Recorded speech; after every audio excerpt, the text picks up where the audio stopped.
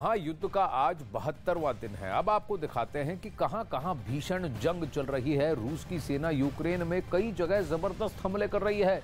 रूसी सेना के निशाने पर यूक्रेन के कई बड़े बड़े शहर भी हैं जिन पर रूस पूरी तरह से अपना झंडा लहराना चाहता है। आइए मैप में देखते हैं कि कहां कहां 9 मई से पहले विक्ट्री डे परेड के पहले आप देखिए दक्षिण पूर्वी यूक्रेन, उत्तरी यूक्रेन में आप कैसे रूस ने अपना झंडा गाड़ दिया है, जगह बना ली है। धीरे धीरे धीरे पूरी तरह दीमक की तरह घुस रहा है यूक्रेन के अंदर और खा जाएगा इसको।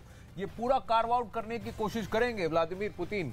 ये ओदेसा है बंदरगाह, इसी के बारे में अभी बात हो रही थी पैकेज में कि ये ओदेसा आखिरी बंदरगाह है यूक्रेन के लिए काला सागर में। और ओदेसा यहाँ मोल्डोवा से सिर्फ 40 किलोमीटर दूर है। मिकोलाइव से अगर आगे बढ़े, क्रीमिया से समुंदर से आगे बढ़े तो ओदेसा पर कब्जा करना चाहेंगे। अगर ओदेसा तक पहुंचना है तो ये गैप भी भरना पड़ेगा। ये जो यहां से रूसी सेना बढ़ती आ रही है, मारियुपोल, फिर जापोरिजिया और फिर मिकोलाइव और वहां से आगे बढ़कर ओडेसा की तरफ, तो मोल्दोवा से, समुंदर से और फिर जमीन से, तीनों तरफ से ओदेसा को घेर कर अगर ये बंदरगाह भी हथिया लेते हैं व्लादिमीर पुतिन, तो यूक्रेन के पास काला सागर और गर्म पानी में कोई भी बंदरगाह नहीं होगा। पूरी तरह से लैंडलॉक्ड हो जाएगा यूक्रेन।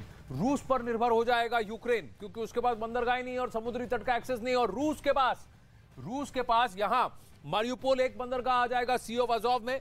उसके बाद अगर वो मिकोलाइव की तरफ जाएगा, क्रीमिया है और क्रीमिया को जमीन से जोड़ लेगा।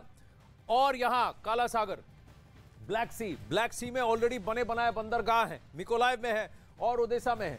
तो इन बंदरगाहों पर भी रूस का कब्जा होगा। व्यापारिक सामरिक तौर से यह बहुत ही इंपॉर्टेंट है व्लादिमीर पुतिन के लिए। इसीलिए आप देख रहे हैं कि यहीं पर सारी जबरदस्त बमबारी चल रही है। और वो मैप खार्किव से लेकर खरसान और यहां ओदेसा, ये लाइन खींच देंगे और यहां पर वहां वही जेलेंस्की का वो शहर भी आएगा जिस पर कब्जा व्लादिमीर पुतिन करना चाहेंगे। अब मैं आपको यह बताना चाहूंगा कि रूस किसी भी तरह यूक्रेन को शिकस्त देना चाहता है। क्यों शिकस्त देना चाहता है? इसके लिए रूस साम दाम दंड भेद की रणनीति भी अपना चुका है। लेकिन अब रूस की नजर यूक्रेन के उस रक्षा कवच पर गई है जिसकी बदौलत अब तक जेलेंस्की की सेना रूस को जवाब देती आ रही है। खबर है कि अब व्लादिमीर पुतिन के निशाने पर नेटो की वो सप्लाई चेन आ गई है जिसके जरिए यूक्रेन को शक्तिशाली हथियार भेजे जा रहे हैं।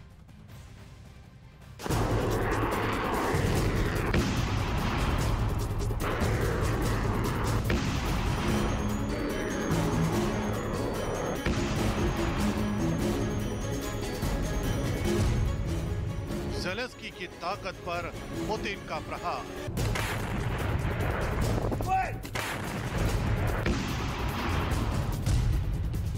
नेटो की सप्लाई चेन पर रूस की नजर।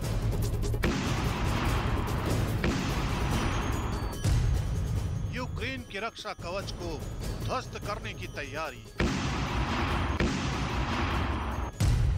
पुतिन की आखिरी सौगंध। भले ही यूक्रेन के खिलाफ जंग में रूस तबाही की कहानियां लिख चुका है, लेकिन जंग के मैदान में ऐसे कई मौके आ चुके हैं जब यूक्रेन की सेना रूस पर भारी पड़ी है और इसी बात ने पुतिन का चैन छीन लिया है। यही बात है जो पुतिन को दिन रात खाए जा रही है, क्योंकि दुनिया की सबसे ताकतवर वॉर मशीनरी पर यूक्रेन का पलटवार सिर्फ पुतिन को ही नहीं बल्कि पूरी दुनिया को चौंका रहा है। यही वजह है कि पुतिन अब यूक्रेन के उस रक्षा कवच को ध्वस्त करना चाहते हैं जिसकी बदौलत बार बार ज़ेलेंस्की की सेना रूस को अपने मिशन में कामयाब होने से रोक रही है।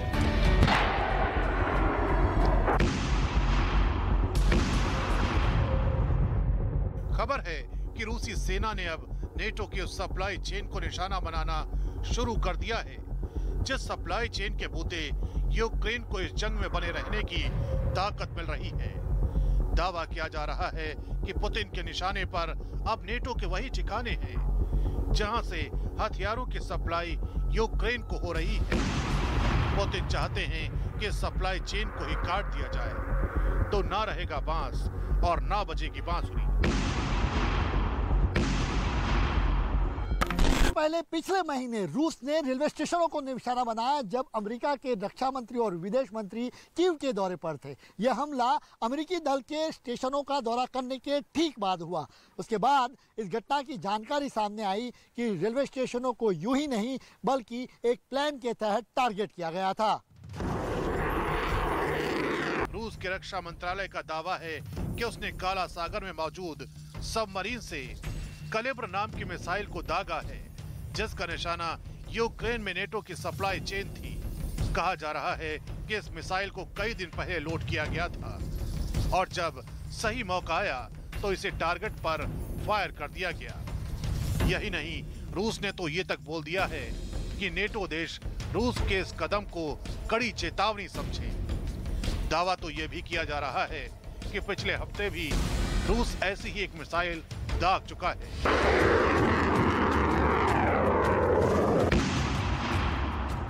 दावा तो यह भी किया जा रहा है कि पिछले हफ्ते भी रूस ऐसी ही एक मिसाइल दाग चुका है, जिसकी तस्वीरें भी जारी की गईं, जिसमें काला सागर के बीचों बीच एक सबमरीन से कलिब्र क्रूज मिसाइल आसमान में जाती दिखाई दी। रूस का कहना है कि इस खतरनाक मिसाइल के निशाने पर यूक्रेन में नेटो देशों के अलग अलग अड्डे थे। इस मिसाइल को इसकी खूबियां खतरनाक बनाती हैं, क्योंकि इसमें सामान्य और परमाणु बम दोनों दागने की ताकत है। मतलब ये कि इस मिसाइल को दागकर पुतिन ने नेटो देशों को फिर से बता दिया है कि वो उन्हें हल्के में न ले। रूस ने 2014 में इस मिसाइल का दुश्मन के खिलाफ आखिरी बार इस्तेमाल किया था। उसने सीरिया में विद्रोहियों के ठिकानों को तबाह करने के लिए इन मिसाइलों को दागा था और रूस का दावा है कि एक बार फिर वो अपने तुरुप के इक्के का इस्तेमाल कर रहा है। वैसे रूस ने केवल समंदर में ही नहीं, यूक्रेन की जमीन पर भी नेटो देशों की नाक में दम कर दिया है और दावा किया कि 24 घंटे में उसने यूक्रेन के कई बड़े रेलवे स्टेशनों पर मिसाइलें गिराई। रूस का कहना है कि उसने उन्हीं जगहों पर धमाका किया जहां पर पश्चिमी देशों से हथियार भेजे जा रहे थे। उसकी कुछ तस्वीरें भी सामने आई जिसमें रेलवे स्टेशन तबाह होते दिखाई दिए। रूस के रक्षा मंत्री ने दो टूक कहा कि जैसे ही यूक्रेन में नेटो देशों की गाड़ियां नजर आईं, उन्हें उड़ा दिया जाएगा। एक रिपोर्ट में बताया गया कि यूक्रेन में रेल यातायात के प्रमुख ने भी इन हमलों की पुष्टि की है और बताया कि रूस के हमलों की वजह से यूक्रेन में कई ट्रेनें देरी से चल रही हैं। रूस ने दावा किया कि उसने 24 घंटे में यूक्रेन में पश्चिमी देशों के भेजे हथियारों के 4 ठिकानों को निशाना बनाया। यही नहीं, उसका कहना है कि उसने 4 ठिकानों समेत यूक्रेन के 40 सैन्य ठिकानों पर हमला किया है। रूस के रक्षा मंत्रालय ने बताया कि जिन जगहों को बर्बाद किया गया उनमें तोपें भी रखी हुई थी। तो वहीं यूक्रेन के रेल यातायात अधिकारियों ने जानकारी दी कि रूस ने 6 रेलवे स्टेशनों पर हमला किया और उन्हें भारी नुकसान पहुंचाया। यूक्रेन के रेल यातायात के प्रमुख ने बताया कि इन हमलों के चलते वहां 14 ट्रेनें देरी से चल रही हैं और इसी वजह से जंग से जूझ रहे लोगों की दिक्कतें बढ़ गई हैं।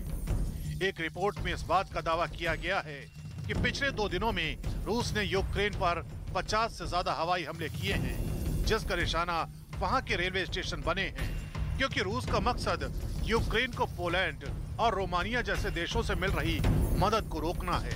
दरअसल यूक्रेन में रेल ट्रांसपोर्ट एक अहम जरिया है। यही नहीं, यहाँ का रेल रूट पड़ोसी देशों से भी जोड़ता है। यही वजह है कि पुतिन इस बात की सौगंध खा चुके हैं कि वो यूक्रेन और उसके मित्र देशों का रेल नेटवर्क तबाह कर देंगे।